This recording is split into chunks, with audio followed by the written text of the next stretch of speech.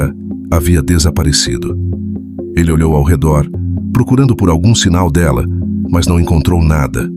Uma sensação de pânico começou a se instalar. "Com licença", disse David, parando um homem que passava apressado. "Você viu uma mulher que costumava ficar aqui, enrolada em um cobertor?" O homem, sem nem parar para olhar diretamente para ele, resmungou. "Todo dia aparece uma nova, amigo. Não sei de quem você está falando." David suspirou, sentindo a frustração crescer. Passou as próximas horas andando pelas redondezas, perguntando a quem pudesse se lembrar dela, mas ninguém parecia ter prestado atenção suficiente. A invisibilidade de Clara para o mundo ao redor era sufocante. Ela podia simplesmente desaparecer e ninguém notaria.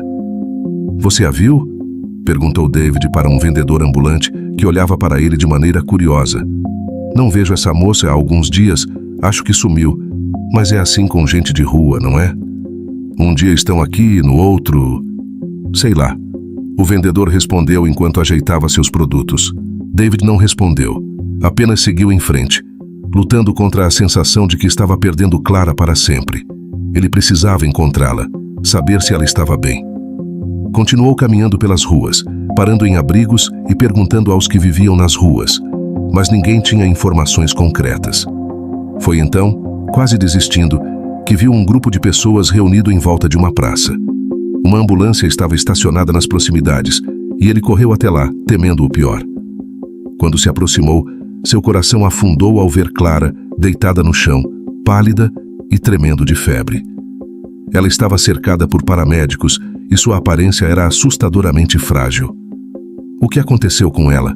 perguntou David sem fôlego aos paramédicos. "Desidratação e provavelmente alguma infecção grave. Ela precisa de atendimento médico urgente", respondeu um dos profissionais enquanto colocava Clara na maca. David não pensou duas vezes.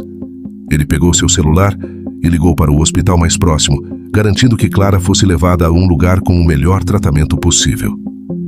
Os paramédicos o olharam com desconfiança, acostumados a ver situações onde as pessoas apenas assistiam de longe, sem intervir.